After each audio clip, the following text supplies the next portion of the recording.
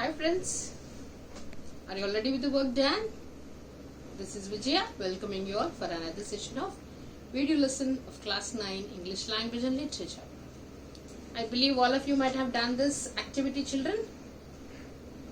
Have you all enjoyed doing this? While you are doing this work, your parents, were they with you? Yes, were they eager to see? Were they curious to see what are all the things you are noting down? What do you like in them? What don't you like in them? Good. So that we shall discuss a little later. Now let's get into the lesson. Before we get into the lesson, just quickly sum up what did we have in the last session. So the story is all about a young girl who had a lot of fear towards her father. And then the story started with her daily routine in the very morning. As her father, before going to the office, he usually comes to her bedroom and he would be kissing her on her forehead. Then he leaves for the office. Then as soon as she wakes up, she used to be relieved so much that her father is not at home. But again in the evening, she used to feel that, oh my God, it's time for my dad to come back. And as soon as he comes back, he would start speaking so loudly, asking for his newspaper and also asking for his slippers, then cup of tea. Then her mom used to call her, Kezia, if you're a good girl, please go and remove your father's shoes and let him wear the slippers. Then as soon as she approaches her father, her fear increases more and more. Then suddenly she becomes speechless. When she was forced to respond and answer to the question of her own father, then she used to stammer. She used to get stuck in between as she was speaking. Then father used to be upset by looking at his own daughter's aptitude and verbal speech and all. Then he used to say that if this is the problem, you will be taken to the doctor by your mom next time. And also when he was asking her, why are you standing still with no answer and all, then she never used to respond. By looking at her nature, he also used to call his own mother saying that, Mama, you could have taught her all these things, no? Why is she standing like as if she's going to commit suicide? Because she has no interest in living anymore. Then she used to think that why is this happening to me? So now let's continue with fourth paragraph. So children, please look into your ebooks and also have your running notes along, having a pen in your hand as well. Then now she describes her father. See the beauty, children, here. When they have already described about the fear what she has towards her own father, isn't it? She has a lot of fear. That's the reason why she even loses her verbal speech also, and she gets stuck like in between while she speaks and she stammers. So now you will find it so comic and hilarious. It is so humorous here, the way she describes her father. So now please let us look into it. He was so big. Then when it comes to the size, for the young child, of course the parents are always huge in size, big in size. Then she says he was so big, his hands and his neck, very big, especially his mouth when he yawned. What is yawning, children? Whenever you are sleepy, when you feel drowsy, the action what you do is yawning. You will open your mouth wide and you keep yawning, right? So similarly, she feels that, oh my God, my father's mouth is so big. And when does she feel so? When he yawns. So she says that my dad's mouth is so big. Thinking about him alone was like thinking about a giant. So she's comparing her father with a giant. A genie, Oh my God, my father is so strict, big in size, and his hands are so big. And when he opens his mouth while he yawns, it's so big as if he can just take me in and swallow me in. And even when especially I'm all alone at home, if I start thinking about my father, oh my God, I see only the giant in my papa's place. Then she is directly comparing her father with a giant. Now let's see what happens on every Sunday at their home. On Sunday afternoons, grandmother sent her down to the drawing room to have a nice talk with father and mother. So Sundays, holidays, definitely we all find good time to spend with family. Same thing with even Kezia as well. Then Kezia was asked to go down to the drawing room where the family sits usually there. Then her granny used to ask her that, come on, this is a time where you really need to share your words with your parents. Go and talk to your mama and dad. So this was her granny who used to send her down. But the little girl always found mother reading and father stretched. Now see the scene there. As soon as Kezia was forced to go down to the drawing room to spend her quality time talking to her daddy and mummy, as she used to reach the drawing room, what was the scene? She used to always watch her mom reading the book being busy and dad just stretching in the sofa sleeping, covering his face with the pillow. Father stretched out on the sofa, his handkerchief on his face and a pillow, his feet on one of the best cushions, sleeping soundly and snoring as well. Then he used to simply lay down on the sofa, covering his face, and he used to sleep happily. He used to have his afternoon nap on the sofa in the drawing room and also snoring. He snores. People, they make sound while they sleep. It's also a physical disorder, in fact. Tell him. Then this was the thing. Then she used to feel, very disappointed, the girl, young girl, because as she was forced to go down and talk to her parents, then she was just mentally prepared that fine, come on now, this is the time I need to really talk to my mom and my dad. And she used to enter into the drawing room and she was so disappointed by looking at her mom being busy reading some book and dad taking a nap in the sofa. Then what she used to do there, she sat on a stool, gravely watched him until he woke and stretched. As she had no other work to do, she used to simply sit on the stool and watch her dad. And she used to simply watch very carefully when would he wake up. Then she would very curiously watch, having no other work. And as the time, they looked at her. Don't stare so, Kezia, you look like a little brown owl. When she was doing like this, she used to put her hands like this and she used to continuously look at her father with that, when would he wake up and all. Then her mother says that, don't look like that, Kezia. If you look like that, how do you look, while you look and while you stare at your mom, dad, how do you look, you look like a brown owl. Then Kezia is not left here at any time, just try to empathize. Empathize is to think in her point of view. Whose point of view? Kezia's point of view. Then Kezia used to, again feel a lot of sadness. Oh my God, again I'm commented. I was sent down to talk to my father and mother, but they are busy. Then she was just waiting. As she was waiting, looking at somebody also, she was commented that as if she was looking like what? A brown owl. One day, when she was kept indoors with a cold, her grandmother told her that father's birthday was next week and suggested she should make him a pincushion for a gift out of a beautiful piece of yellow silk. Then one fine day, her granny informed her that next week her father's birthday was approaching. Then she said that, come on, it's going to be your dad's birthday next week. Then why don't you plan him some surprise on his birthday? So then Kezia, as usual, like for the young children, it would be very interesting for them to do something this kind, especially on dad's or mom's birthday. Then even she was also so happy, as her granny suggested, to use a yellow silk cloth to make a pincushion, like usually the same like cushions what we use it when we lean back in the sofa or else on a divan or a couch or something, right? Then she planned very firmly to make a pin pillow for her father using what? Yellow silk cloth. Then laboriously, please underline the word laboriously, is tirelessly, effortlessly working continuously, like labor work we call it now. Yes, the samely, laboriously, with a double cotton, the little girl stitched 3 sides.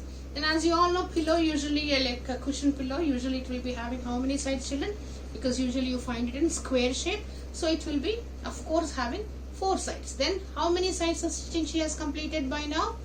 3 sides of stitching is completed. 1, 2 and 3. 3 sides of stitching is completed because she needs to fill it up with some stuff inside.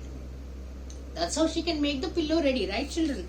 Then laboriously, in the sense, continuously, effortlessly, like, taking a lot of pain, lot of time, putting in a lot of energy, she completed that work. But what to fill it with? That was the question.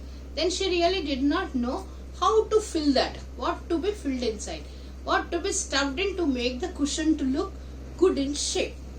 Grandmother was out in the garden and she wandering into mother's bedroom to look for scraps. Then she thought of asking her granny, but granny wasn't there around. She was in the garden outside. Then immediately she wandered into mother's bedroom. She immediately ran into her mother's bedroom to see some scrap, in the sense some useless, like less used or else extra cloths. Whenever we give it for something for the stitching and all, usually you see some pieces of cloths here and there. So then she thought of collecting some scrap out of her mother's room. On the bed table, she discovered a great many sheets of fine paper, gathered them up, tore them into tiny pieces and stuffed her case, then sewed up the fourth side. And what did she do? As soon as she went into her mom's bedroom, therein she could find some beautiful piece of papers on the table. Then she thought, without a second thought, she thought, fine, I got rough papers, many in number. Then what did she do? Immediately she took them all to her room. She tore them into tiny pieces. Tiny pieces, very, very small pieces. She made small pieces. And all she put them in to the cushion, and she also stitched the upper part also. 3 sides are already stitched by her, right? Then fourth one also she has completed stitching. Now what happens? Let's see. That night there was a hue and cry in the house. Hue and cry. Underline hue and cry is angry protest. Somebody, that is the expression of a person of like who is very angry. Then that night there was hue and cry, in the sense there was a big scene where usually you see the angry people shouting and bursting with their anger on the other people. Father's great speech for the Port Authority had been lost. Then what? The disastrous thing happened here, children. Kezia's father had lost his speech script which he had to render on so and so occasion of Port Authority. He had written a speech that was lost. He was unable to find it. Then rooms were searched. Then he was so angry, for an ordinary newspaper itself, the way he screams aloud, to have a cup of tea also he screams aloud. Then now when it comes to his office duty, he had to write a speech and he had made it done, but now he's not finding it. Then it was like a very serious situation around. Then all the rooms were searched. So everybody started searching. Everybody started running here and there, searching all the rooms. Servants were also questioned. Even servants also. The cook was questioned. The maid was questioned. Have you seen the paper here? Have you seen my speech anywhere? Finally, mother came into Kezia's room. Now finally, mom enters into Kezia's room. Kezia, I suppose you did not see some papers on the table in your room? Then she says that, Kezia, I don't think that you might have done this, but even then, as it is my duty to inquire, have you seen any papers on our table in our room? Have you seen? Because mom really did not even think about it that Kezia might have taken the papers. So then so politely she is saying that I know that you might have not done it, but as it is my duty to question, I'm just inquiring, dear. Have you seen any papers on our table in our room? Then now see Kezia responses. Oh yes, she said. I tore them up for my surprise. As she's a young little girl, so she immediately boldly she said that, yes mama, I have seen them and I have torn them into small tiny pieces for my surprise. Then what was the reaction of her mom? What? Come straight down to the dining room this instant. In the sense, immediately I want you to be seen at the dining room. Kezia, come down. Because there, who would be there ready? It is none other than her father would be ready there. Come this instant, in the sense, immediately, next moment I should see you in the dining room. And she was dragged down to where father was pacing to and fro, hands behind his back. Then she was literally dragged down. Her mom, as she's not a very young girl, no, to just take her or lift her up, isn't it? Then she was just pulled down. She was dragged down from the stairs to the dining room where her father was moving to and fro, front and back. He was moving like usually, this movement is described whenever we talk about lions and tigers. So he started moving. As I want to carry on the suspense, children, I won't carry on the lesson further for today. You just keep guessing what would happen. In fact, I even suggest you can go through the lesson, which we carry on in the next session. So now keep guessing what would have happened. Is it interesting? Keep guessing. How would he react? As she was not responding only, he was so fearful. Now she had torn the pages which were very, very, very important to fill up the simple ordinary pillow. But it was for the surprise gift only. That he did not know. Then how would he react? What would happen further? We will know in the next session. Is everybody clear, children? Have you all understood? Are you all following? How many of you are empathizing the girl situation? And how many of you have faced the same situation when you are so young? Maybe many of you. Very good. So before we just end up quickly, we go with the recap. Recapitulation what we have handled today. As in the first module, we have come to know about her routine. Second one, on Sundays and holidays, where she was forced to go down to the drawing room by her granny to talk to her parents. But whereas, could she talk? No. Why? Because she always used to see her mom being busy reading something, reading newspaper book or something, and her father taking a happy nap. He used to sleep and snore even.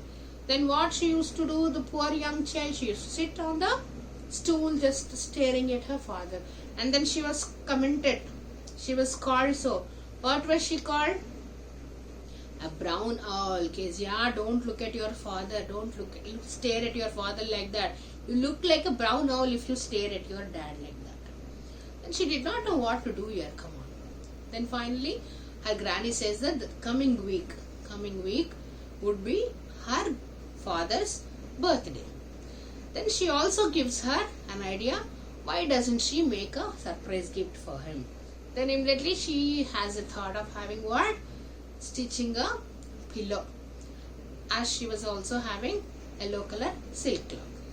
Then she thought of filling it and she finds some papers in her mother's bedroom. She picks them, makes tiny ones, tiny pieces. She just fills with the same thing and she stitches the other side also and she makes everything ready.